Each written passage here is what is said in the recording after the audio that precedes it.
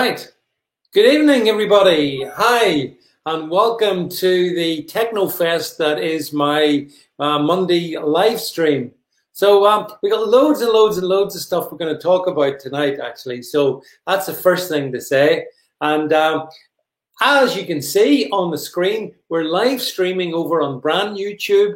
We're live streaming over on Odyssey. We are live streaming everywhere. We are on Facebook, of course, and we're here on YouTube if you're watching on YouTube. So wherever you are, you've got every good reason to be able to see us. So that's the first thing to say. I mean, I love all this stuff, by the way. I could talk to you all night about why it's so important to diversify across the techno platforms and get away from big techno tyranny, from the deep state. But anyway, before so that's that. Just want to, is there, little introductions for me to do, as ever. I'd like to do these. So if you're watching this on Facebook, like and share. On YouTube, share, subscribe, Brand YouTube. Make sure you subscribe, join the hundreds over there. Doing that in the last couple of weeks. If you do that, social links and media links are all down below. You can find all my other myriad platforms. Odyssey, by the way, I really would like you to make sure that you follow me on Odyssey. It's a really nice, smooth streaming platform. And again, you can say what you want on Odyssey. So come on an Odyssey with me, if you wouldn't mind doing that. If you like what you're saying, give us a thumbs up, will you? That would be great. That helps the algorithms, apparently. I'm reliably informed.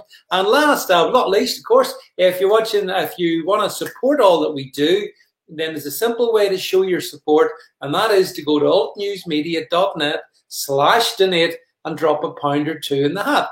If you actually value this, I mean, if you don't, fine. But if you don't value it, don't take anything for granted. So that's that. I'm going to bring on our special guest in a second, but in fact, actually, I'm not going to bring her on in a second. I'm going to bring her on right now because, drum roll, Rebecca. Well, we're in the same size box now, Rebecca. Good evening. Hi, David. Hello, everybody. Nice to see people in the lakes. And Liz, hi. Harry, hi. Obin, Ozzy, hi, everybody. Nice to see you.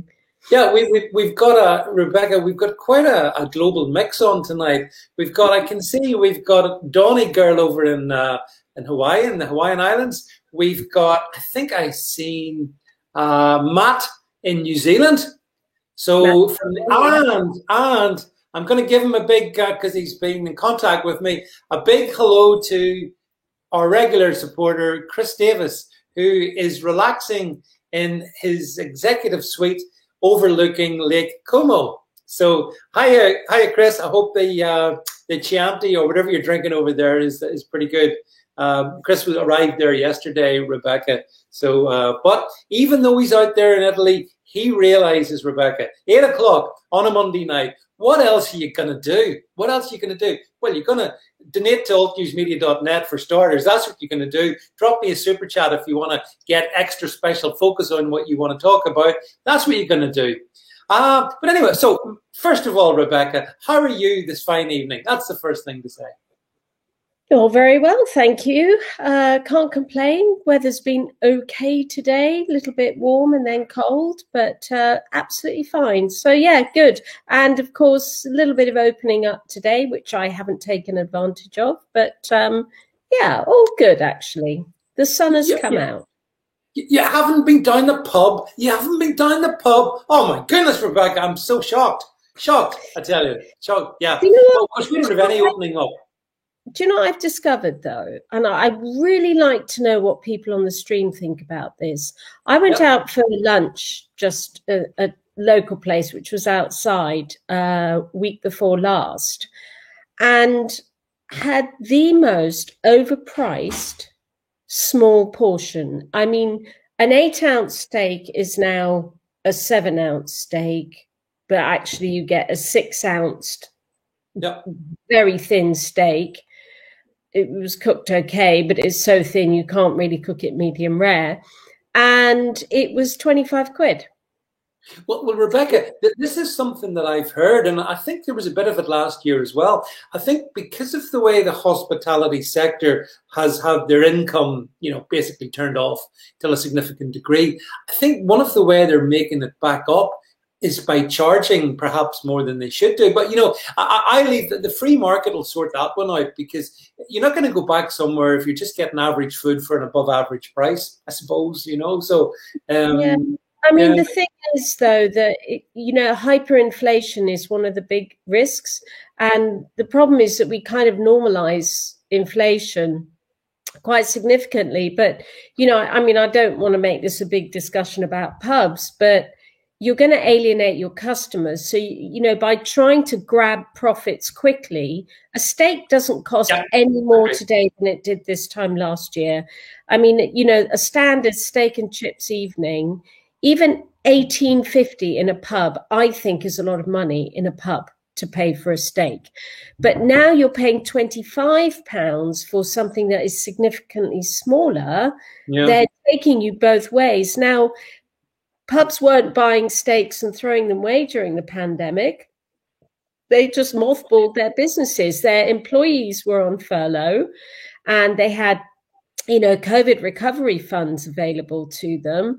So if you rush to recoup all of your lost profits, you're going to go out of business, because people just aren't going to show up. They're going to go to your pub less and less, because it costs them more every time they go. And there is a backlog of money in the system right now. We know that, but people are going to spend it on holidays and clothes and luxury items and things like that. So, I do worry that pubs are going to shoot themselves in the foot.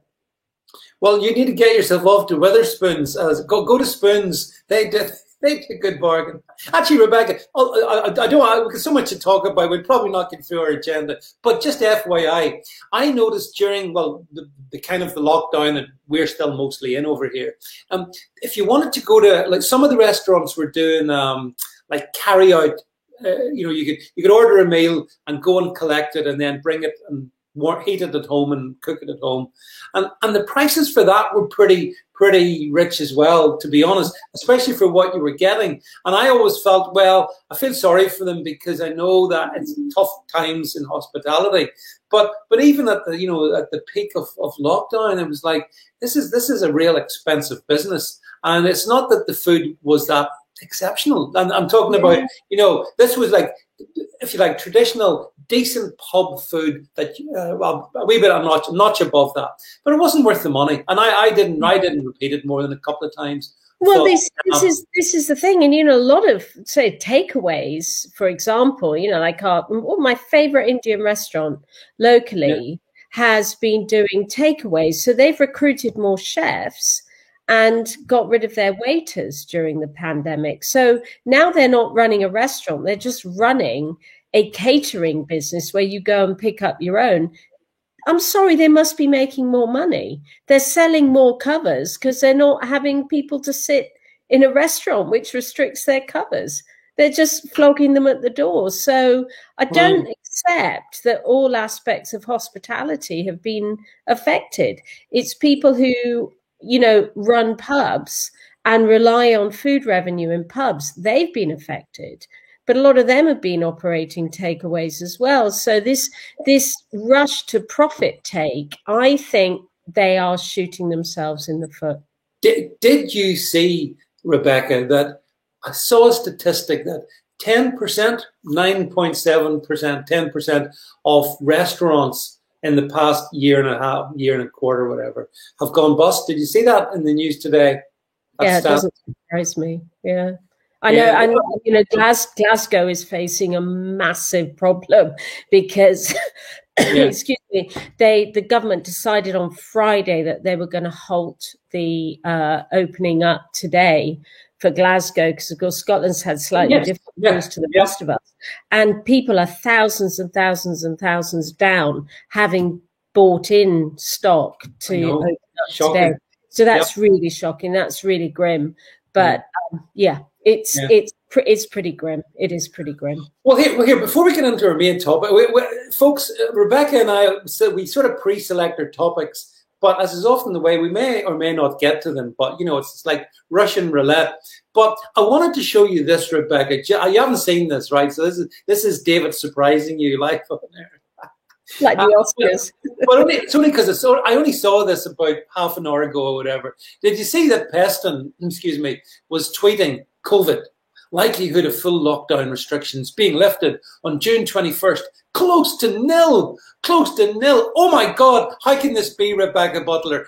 Mind you, I'm not sure I believe Robert Peston about anything, but I've seen he tweeted that out. What's your just instant reaction to that one? I think he could be right. But Boris promised, hang on, whoa, Boris promised us irreversible thrust of freedom, 21st of June, take off, that's it. The bonds of COVID captivity fall away. How could that be, Rebecca Butler? I honestly think that there has been a change in circumstance. And, you know, you have this issue that vaccination prevents hospitalization, and we know that from the real life numbers, and certain areas in the UK have very, very low levels of vaccination through largely ethnic reasons, and those ethnic areas are now have the predominant test.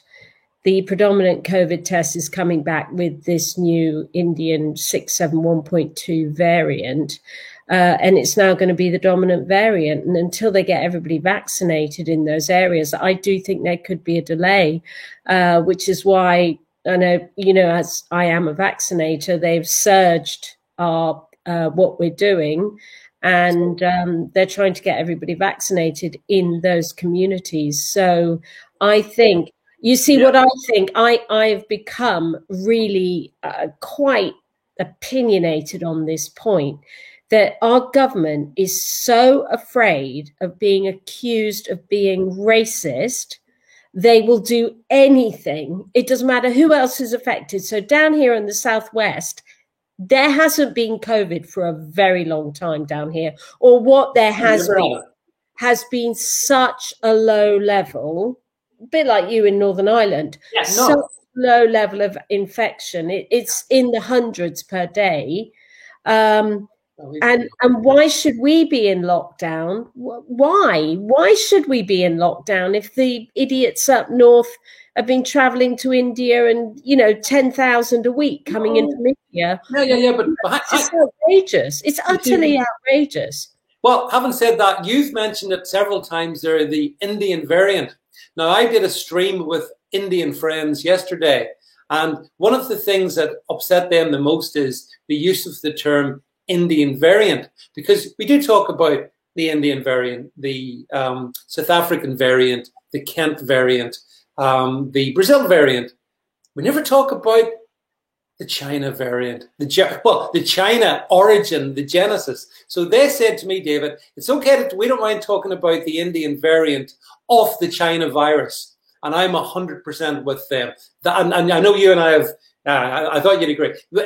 We've said this together for quite a while. We should never forget where this all came from, and the malignant power that has caused all of us in so many countries so many problems, you know, and yet it's like it sits to one side. But anyway, hey Rebecca, this structural and institutional refusal to call a duck, you know, it looks like a duck and quacks like a duck, it's a duck.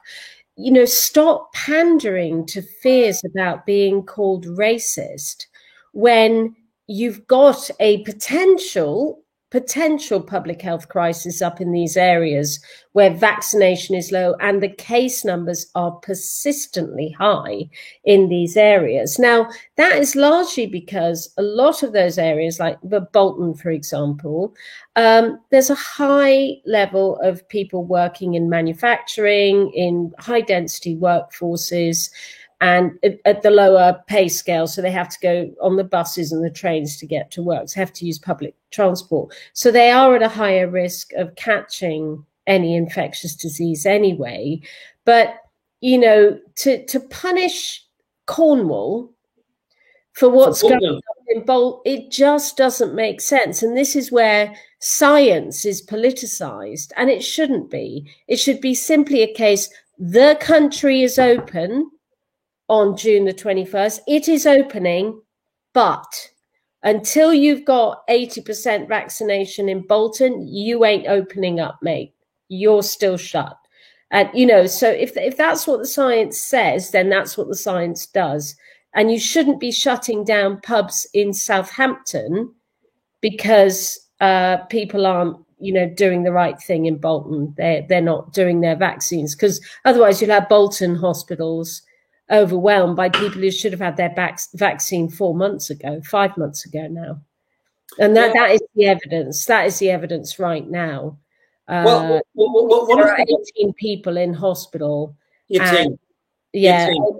Yeah, but we're only at the beginning of this one, so we're only 2 weeks in. And I'll just remind you, this time last year when we had our first case, by the end of week 2, we had 18 in ITU. So it is worrying that this could take off.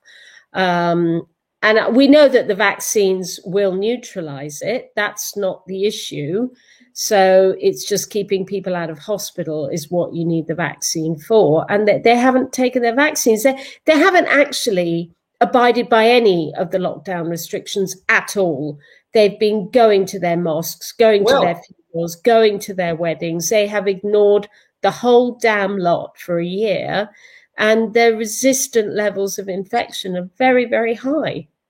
So, well, actually, Rebecca, that's a nice segue. Actually, I'm going to take that. Thanks for that one, because you raise an important point there about how certain communities in this United Kingdom have behaved. Not just in the last 18 months, but particularly during this extremis we've gone through. And I guess the first thing I wanted to chat to you about tonight was the sort of scenes that we saw in London and Manchester. I've got a couple of clips. Now I'm playing these because some of this is going this is going on YouTube. So we have to be very careful because they have their little rules about what we must show and what we mustn't say. So I'm just going to play, if we can, Jed. Rebecca, you may well have seen these. I don't want to actually even give, I think we've taken out the sound. I don't want to give the culprits even the benefit of their obscenities. It's not my bag to do that anyway. But if we could just play this. First of all, this was I think, Rebecca, I'll just bring it up. Yeah, you've seen this in London. This was I think it was Golders Green in London. Yeah, unbelievable. So this was pro-Palestinian like cavalcade of cars shouting the most horrendous things, which I certainly would not want to repeat. I'm sure you wouldn't either, Rebecca. But in a neighborhood of largely Jewish community, I guess, or a significant Jewish community, this was going on in our capital city, you know, a week after the election. And then in the same time, up in Manchester, in the Arndale shopping centre, where even I have been in the Arndale shopping centre. I wonder, Jed, can we just play this? That we have this again.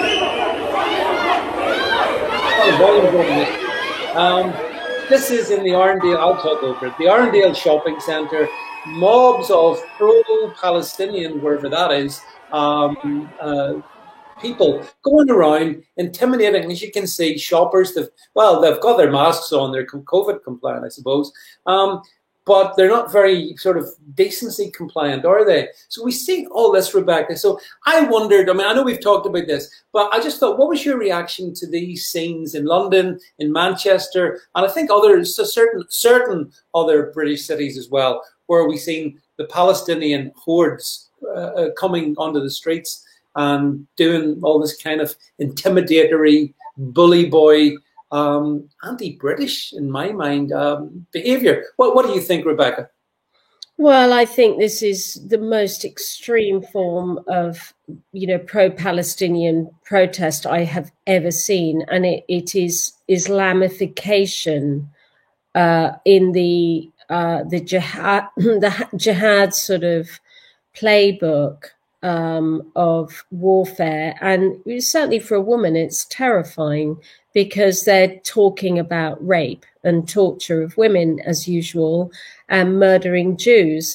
And, you know, for God's sake, in this, we have gone completely insane.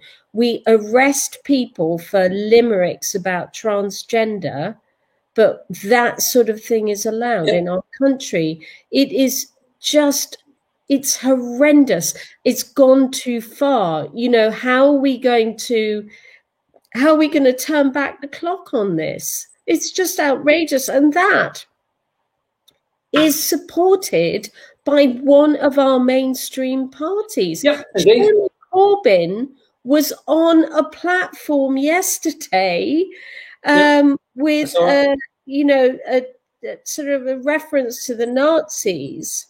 And he's on a platform supporting a terrorist organization yet again. And Keir Starmer has been criticized today for saying we're done with the 2017 manifesto. That's backwards. We're not doing that anymore. We're looking forwards. That's our mainstream party is so heavily involved in this. And, you know, we have a big, big problem, just like France, with Islamification, because this is about angry men rampaging through our streets, and it has got to stop. And I'm not interested in racism. I'm not interested in any of the discussions around what's right or wrong. You just cannot have that, because a rabbi was attacked yesterday as well.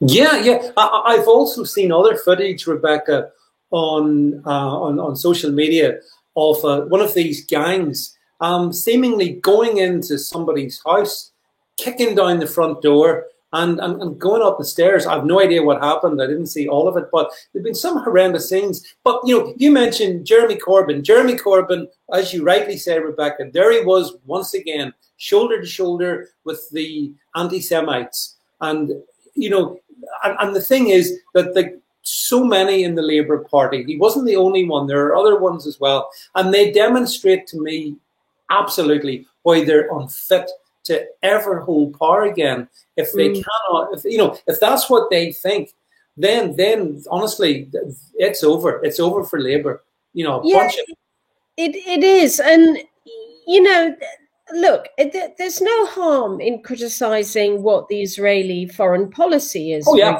Or how the Israeli state functions. I haven't got an issue with that. But, you know, when you say rape Jewish women, kill Jewish men, when you're attacking people for their religion in the name of supporting Palestine, which, by the way, the UK has a very long history of supporting people like Yasser Arafat. The problem is, though, that, and I blame Biden here, we've allowed Iran in. That's right. We've allowed Iran in through the back door. They have been arming Hamas. So this is not the Palestinian state. This is Hamas rockets. So it's not a legitimate state firing rockets on another legitimate state. Israel is under attack from terrorists. And these terrorists are on our streets supporting them. Put them in bloody prison. Arrest them. Yeah, it's incredible. And, you know, it is incredible to see those scenes in London, of all, you know, our capital city, within a week of Sadiq Khan getting back into power. And, you know, I've seen some sad comments. I saw a lady on social media, I think she's an elderly Jewish lady, saying, you know, she had escaped the horrors of World War II and all that had happened. And then, you know, and now she's here and been living here for a long time, I presume. And yet she said she can't remember, Rebecca, when the hatred towards Jewish people like her was so evident and seething. And this is week one of Sadiq Khan's second tenure as mayor. Makes you think, doesn't it? But I mean, seriously, the government needs to get tough on these people. They need to be absolutely made amenable to the law. for their deplorable behaviours. Well, you know, speaking as somebody who knows quite a lot about this from the criminal courts, yeah. If that was a football crowd, if that was a bunch of hooligans, as there used to be back in the 90s and the 80s, if that was a bunch of football hooligans, they would have all been identified by now. They'd have been charged with, you know, violent disorder, public order offences. These are Section 5, Section 4 public order offences, and they'd be up before the magistrates. But because of race, they are not pursued, and we have this softly approach from you know, Cressida Dick, well, even from Manchester Police. Softly approach that nothing happens. Nothing happens. I mean, I've had it myself. I damn well knew when a brick was put through my car window that it was my Muslim neighbour. And I reported, they threatened to do it. And guess what? It happened. And I had it written down on a piece of paper. You bitch, if you complain about us, because they were parking their massive refrigerated lorry outside my house. So I said, please move it. Because, you know, I lived in a nice area. I didn't want their bloody refrigerated lorry overnight. No. And a whole group of us got together to ask them not to do it. And they said, well, put a brick through your car if you're not careful. Guess what happened? I got a brick through my car. I said to the police, well, nobody else has done it. They said, sorry, they're Muslim. We can't do anything about it. You know, that was 15 years ago. This is just... Yeah. Well, I mean, that was then, Rebecca. And unfortunately, the whole thing has gotten so much worse. And actually, this is one of the things that, going back to our Indian friends for a moment, bothers them so much. They said to me, David, you know, we abide by the laws in the UK. We work to make the UK better. We create employment in the UK. We do all that, and they do, and they respect all our laws. And yet they're completely ignored because the government, successive governments actually, have been too busy bending over backwards to accommodate these other groups which don't contribute. They just take, and they're turning parts of our towns and cities in all sorts of ways, by the way, into cesspools more reminiscent of those areas perhaps from which they originate. But you see all that happening in major shopping centres like the Arundel Centre of Manchester City Centre. And it's like, how did they get away with it? But they do. They absolutely do. Well, you know, really interesting part of this commentary is what Michel Barnier said last week, because he was, you know, he's clearly lining himself up for the presidential bid next year. Yeah. And I mean, maybe it's the case that in Britain we know Michel Barnier a little bit more than the French know him. But Michel Barnier actually said Schengen needs revisiting. Schengen has failed. The single market for freedom of movement has failed, and that we need to stop all immigration, non-EU immigration, into France for 5 years. Can you imagine if Nigel Farage or Boris Johnson had said that? Can you imagine how far right French politics has gone? Because in the banlieue in Paris, firemen, ambulance men will not go into policemen will not go into those areas unless they have armed support. You know, it's terrifying what's happening in France. Paris is destroyed as a city. It's utterly disgusting cesspit. And, you know, I'm not blaming Muslim people. I am blaming Islamification. It is a very different thing. Islamification is what results in Charlie Hebdo employees being shot. Islamification is what results in a teacher in Batley, you know, being under a witness protection program for putting cartoon of Muhammad into his school lessons. That is Islamification. That is not about Muslim men and women who come and just want to be part of Britain. It's absolutely not about them, and it's about Islamification. And our stupid politicians refuse to acknowledge the difference between the two. Those people should be deported for the way they're behaving, like thugs. and it's just a lawless society in some parts of Europe now. And as I say, the banlieue in Paris and Marseille are complete no-go areas. And Trump was right when he said that. Rebecca, I remember writing about Les Banlieues back in the early noughties, way back, and it was bad then. Because, for example, the traditional New Year's, wasn't it? The burning of cars. I remember the incredible scenes that were going on. But that was then, and this is now, and it's just, as you say, Paris is ruined. I mean, the so-called City of Light. Go for a romantic stroll along the Seine and watch all the degradation along there. It's shocking. What's happened. But having said that, I'm not sure that, the warning is there for the UK. And I don't see necessarily the political rigor and muscle required to assert our values over those who live and choose to live in our country. People have to die, just like they did in football hooligan problems. Yeah.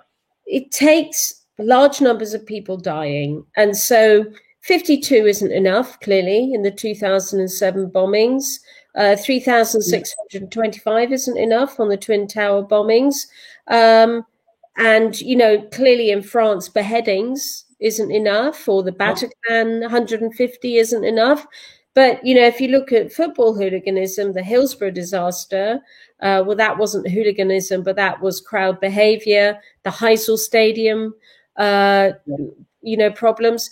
You have to have huge numbers of people dying. We know that 30,000 girls complaining about grooming has had no effect. So they are silent female voices as victims of Islamification. So I don't know what has to happen, David. It's depressing. Beyond belief. Our streets are not our own if this sort of thing is happening in the name of a terrorist organization. It's outrageous. Yeah, which Hamas is. Yeah, no, I completely align on that one, Rebecca. In fact, actually, to keep the depressing quota going, let's depress everybody on the stream. Are you depressed? Well, don't worry. If you're not depressed yet, you will be, because the next one, it just flows, Rebecca. Go with me on this one. So, talking of depressing things on British streets, there was the thing we saw last week, 4 or 5 days ago, I think it was, up in Scotland. We've talked about Scotland once, and again, you and I chatted about this at the time. I remember. I'm just laughing here. Tony says, "Go for it, David." Yes, Tony, you're going to be well depressed by the time Rebecca and I are finished. Although we're going to bring it up, we're going to cheer you all up at the end. But in the meantime, it's just pessimism central. There was the incredible scenes, which I think we've got a video, a short clip to play, the story I know you're dead familiar with, Rebecca, and the folks on the stream maybe as well. And this was essentially to do with the Home Office had sent their immigration detainment people, whatever they call them, to collect a couple of people who were there illegally. And it doesn't matter where they come from, they were there illegally. You're not allowed to enter this country illegally. Well, I thought not anyway. But then this happened. Can we play what happened next? Here we go. And it's actually on my own channel. Yeah, I did a little video about it.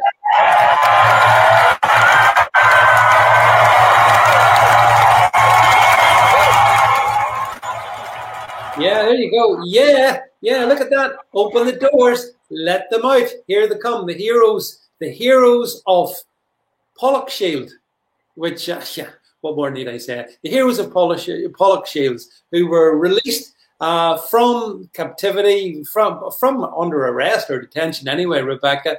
The crowd cheered. The SNP government were really happy about it. The Justice Minister was tweeting his joy. And I asked you at the time, what does this say about the absolute state of, Scotland, I guess, under SNP rule? And what did you think of this incident? So many levels of disgust on this. One thing that politicians, I do think, are duty bound to do is respect the rule of law. and to respect and arrest. And if the UK Home Office, Foreign Office, says that somebody should be arrested because they have either outstayed their visa or have entered the country illegally, whatever it is, I'm not interested in the merits here. If they are rightly arrested, what the hell does any politician do to actually criticize the UK Home Office? Because you know what? The simple question is this. Okay, Nicola Sturgeon, you don't mind having illegal people in your country with illegal status. Yeah. You have them, that's fine. How many more would you like? So what is the number that you are prepared to tolerate in Scotland? Because that's 2. So that's obviously it's going to happen again. So would you like 100,000 or 300,000? Would you like them all to go from England perhaps up to Scotland? And does your population agree with you? Because it's a sad fact of life that the poorest in society are the ones who take the biggest burden for illegal immigration. Oh, yeah. They are always forced into the same community. And I accept that, you know, the vast majority of immigrants will try their best to, you know, be part of the community. That's fine. But they are taking away from somebody who has a right to it and giving to somebody who doesn't have a right to it. Well, you see, notion of giving them legal aid, you know, do you have any idea how much money that's going to cost the taxpayer for people who are here illegally for whatever reason? Yeah. Well, I mean, I've put up Scotty's piece. I think we should share a comment from a Scots person as we talk about Scotland. And I do feel sorry, Scotty, for you and for the state of your country. And the thing I'd said to Rebecca was, like, what enraged me about this, if Sturgeon wants to make Scotland sanctuary central for illegal migrants, then that's fine. But at the moment, Scotland is part of the UK, even though she doesn't really want to admit that. So I felt, Rebecca, that she's actually, you know, she's endangering the integrity of the United Kingdom, because she is clearly signaling, come on in, it's fine. And she does that, I think, because most people want to come to England, especially the south of England. I'm not going to criticize Glasgow because it's a fine, well, historical city anyway. But I don't think it's the #1 destination to go to, is it?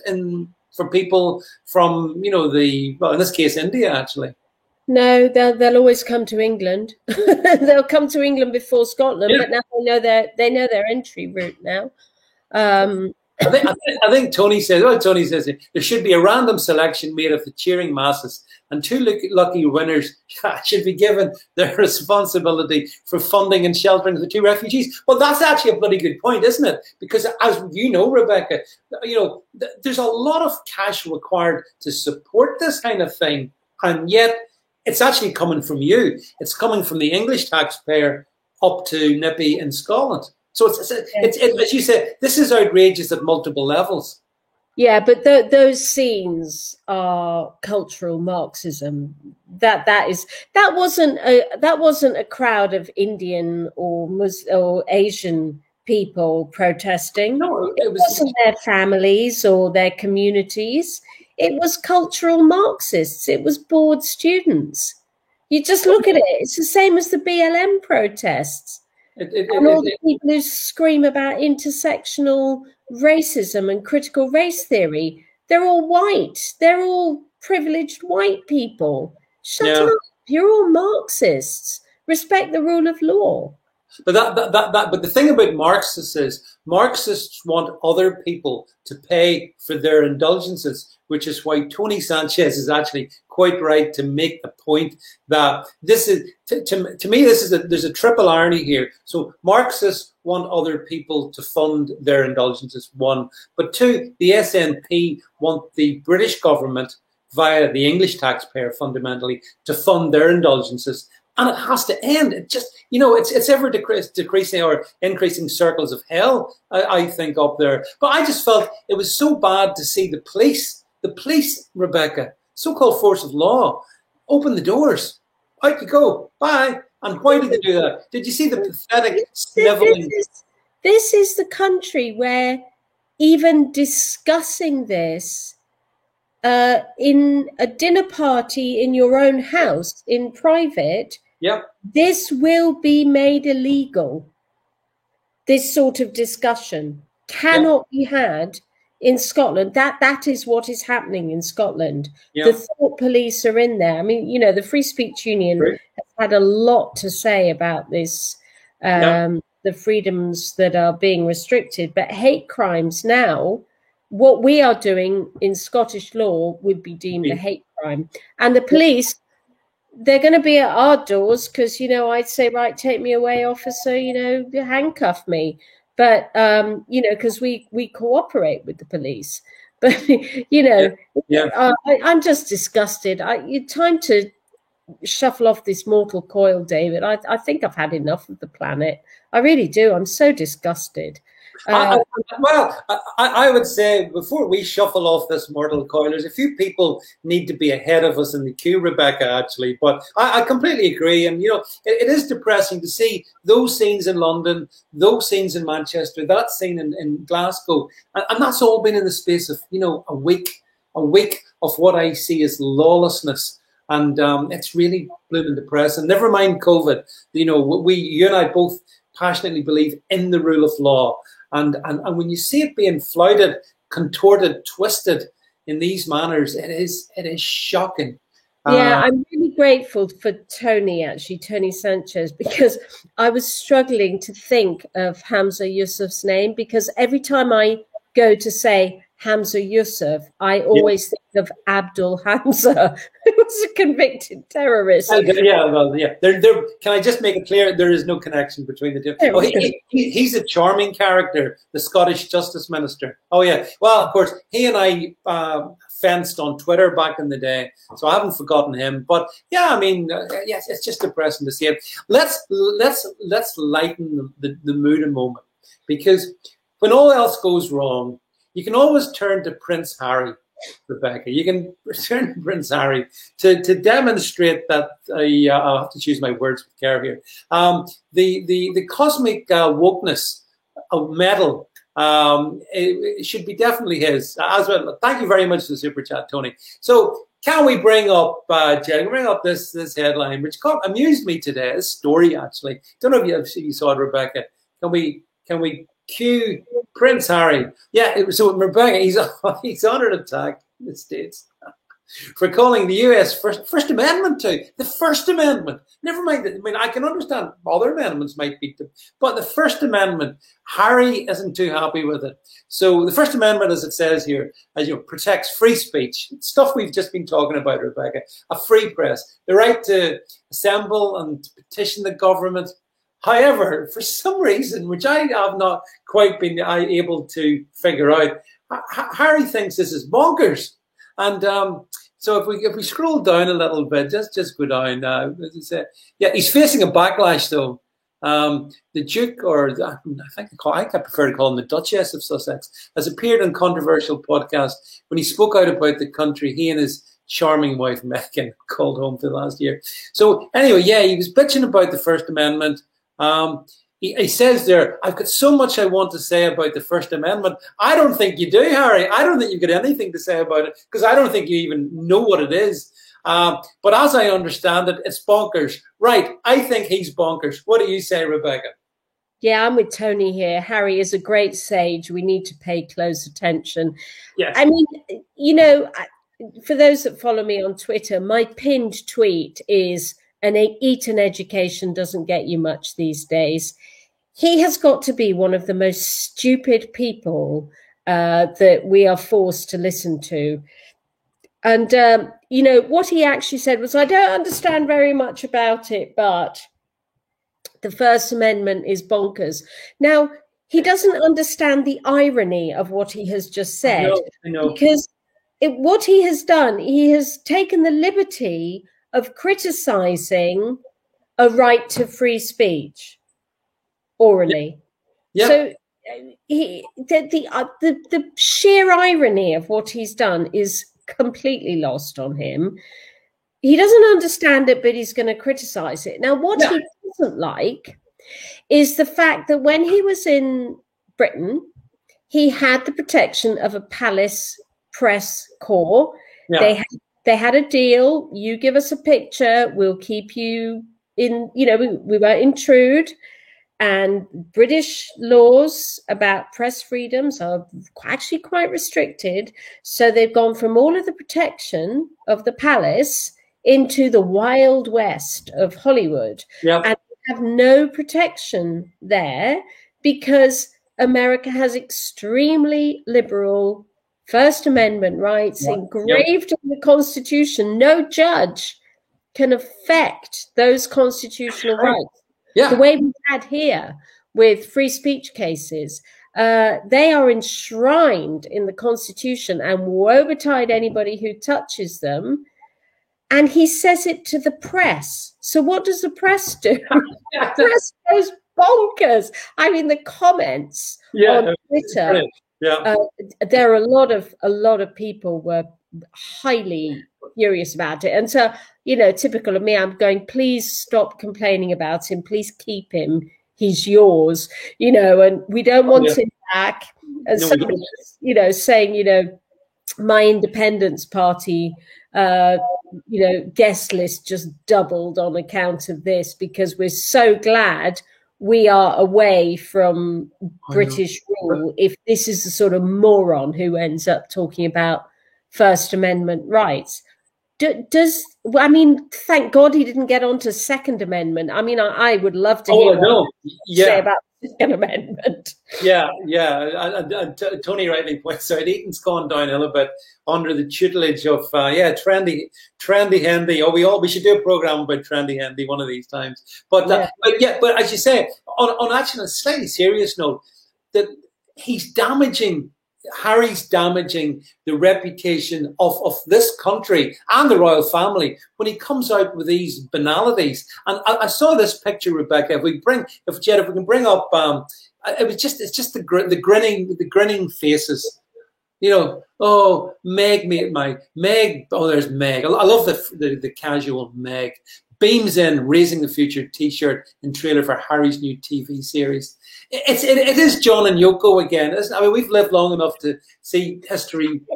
No, because you know what? John Lennon was talented. As was Yoko Ono. She was a talented artist, and John Lennon was a talented singer. These two are talentless, brainless, and just, you know, overprivileged. I honestly, just shut up. Nobody is interested in you, Harry. Nobody is interested. Please stop it. We're not interested. Yeah. It's just like he can't. Actually, I'll accept that, by the way. I will take your correction on me. You're right about John and Yoko, actually. That's unfair. It's unfair because Harry and Meghan are, as you say, so remarkably untalented, and yet so they're so stuck up in their pretensions and in their wokeness. And I can't be bothered with that. In fact, I didn't really want to talk about it much, but on the other hand, I couldn't resist it. But the US media, the response, as you say, Rebecca, and not surprisingly, when he goes for the First Amendment, what does he expect the US media, even the US media, to do? Is anyone advising him?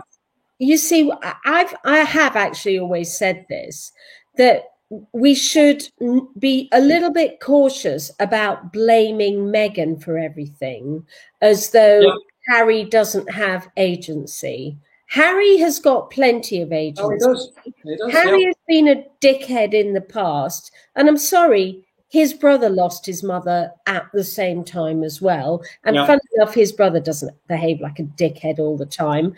But, you know, Harry has plenty of agency. He was educated at our expense. He was trained as an Apache pilot at our expense. He has been very well looked after at our expense. So I don't blame Meghan, because I think that is actually a little bit unnecessary. They are both bloody awful, and they're both they are captive to their own narrative. They believe their own bullshit now. They really do. Yeah. It's the narcissism, Rebecca. The narcissism from this pair is a truly global proportion. A pair of now. So hang on a second. I'm just affecting my light. Sorry. That's okay. That's okay. NPC says Harry is ginger. I can't forgive that. How dare you, NPC 1984? My wife is ginger. My daughter is ginger. I am doing my best. And people accuse me, Rebecca, of being against minorities.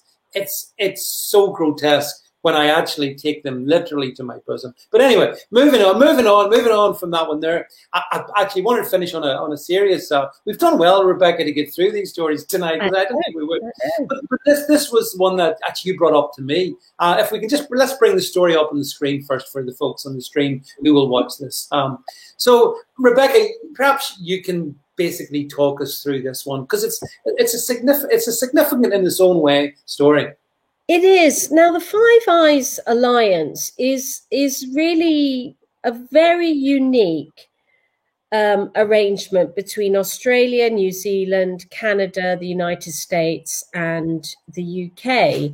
And it's an intelligence sharing organization.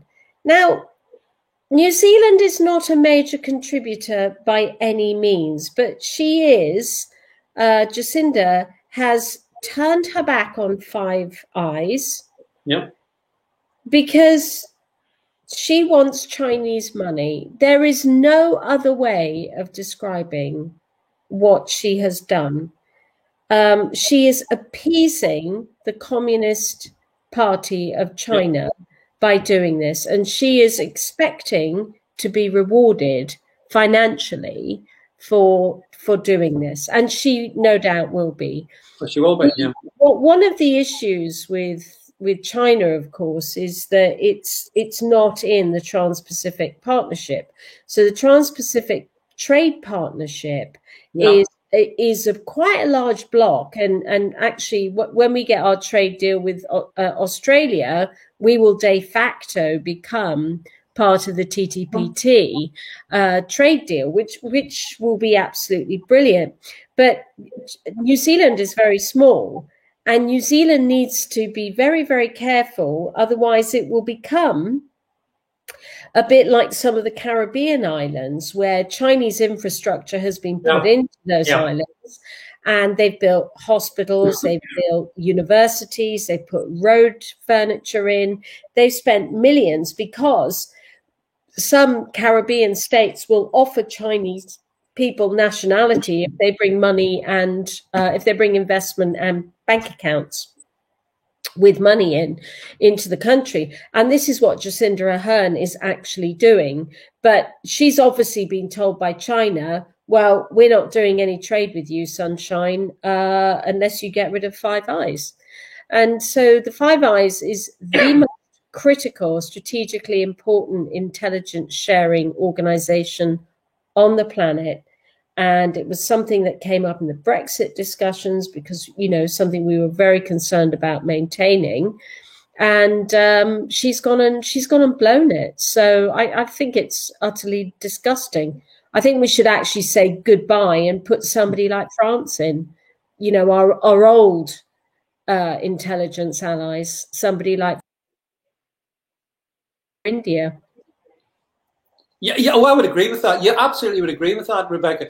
And folks, this is an important story, you know, because the Five Eyes is a very significant organization, particularly when it comes to countering what China does. And here you have quite clearly, Rebecca, as you say, Jacinda Ardern basically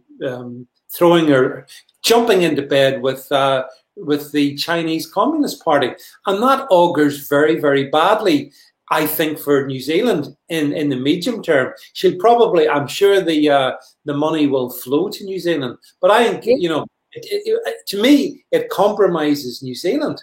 And the other going to have our wash-up inquisition on COVID if Western democracies like New Zealand are so traitorous and break ranks on one of the key aspects of Western democracy is security. Yes, she is a traitor, Stephen. I agree with you 100%. Interesting what Dawny Girl is saying about Samoa, which is basically what I'm talking about, with the West Indies, the Caribbean islands, is that China is very, very prevalent in those islands because it's a backdoor, by the way, through a British territories into EU membership, an EU passport. So Brexit has stopped that now. But, this is absolutely outrageous because, of course, if New Zealand has a trade deal with us, New Zealand will get visa access into the UK. They'll get an immigration preference. So that's what China's playing for there. Although, it's obvious to me. Well, we agree with that. But this is an interesting point. I'll bring this one up because it's interesting.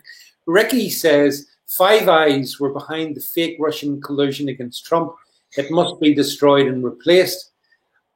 I'm not sure about that. I mean, obviously, I know the Russian collusion was all fakery from top to bottom. So completely agree with you about that.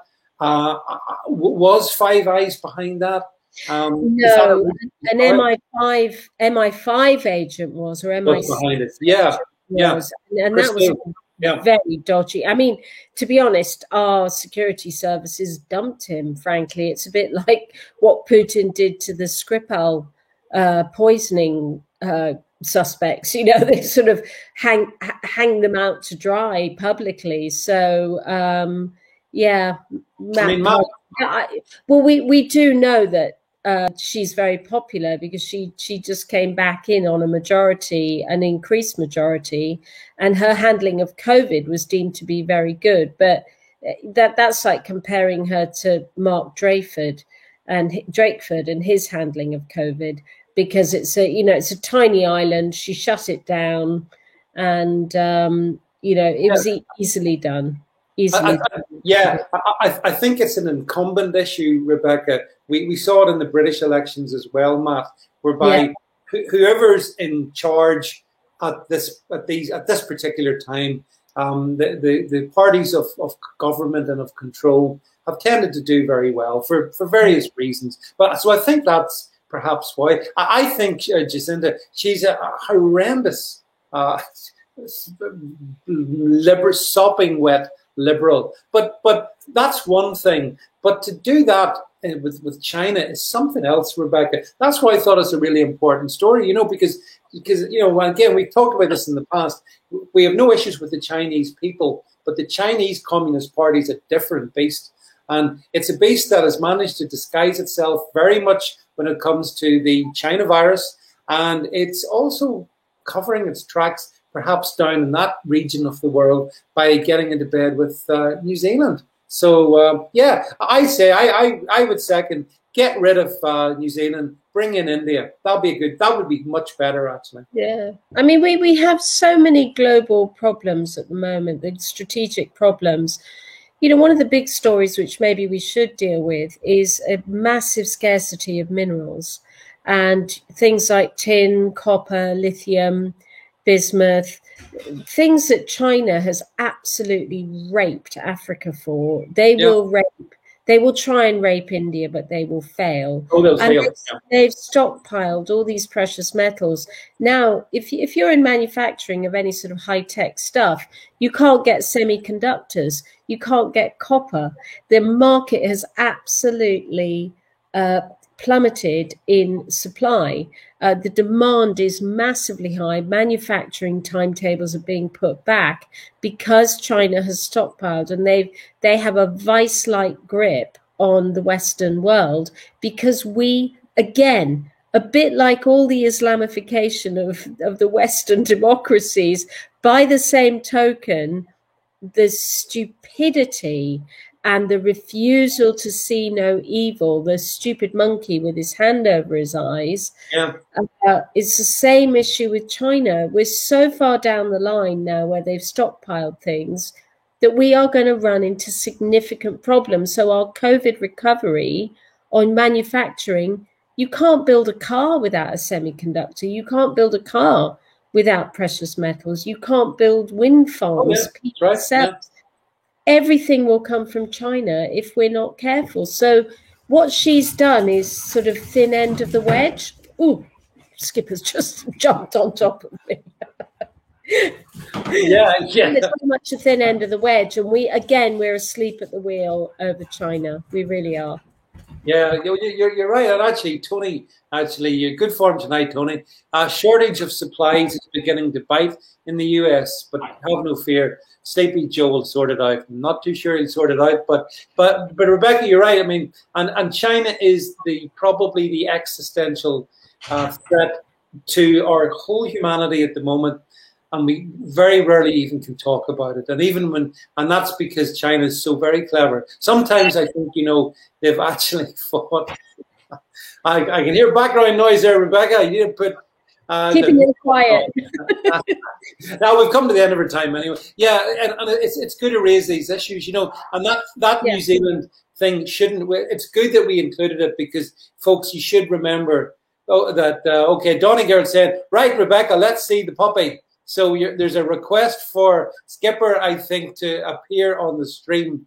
And so I want to make everyone feel good before we go. So after having to press the hell out of you for an hour, apart from Chris Davis, who's up in his penthouse suite, I know, can't be that depressed. So can I just add one more thing in, David, before we go?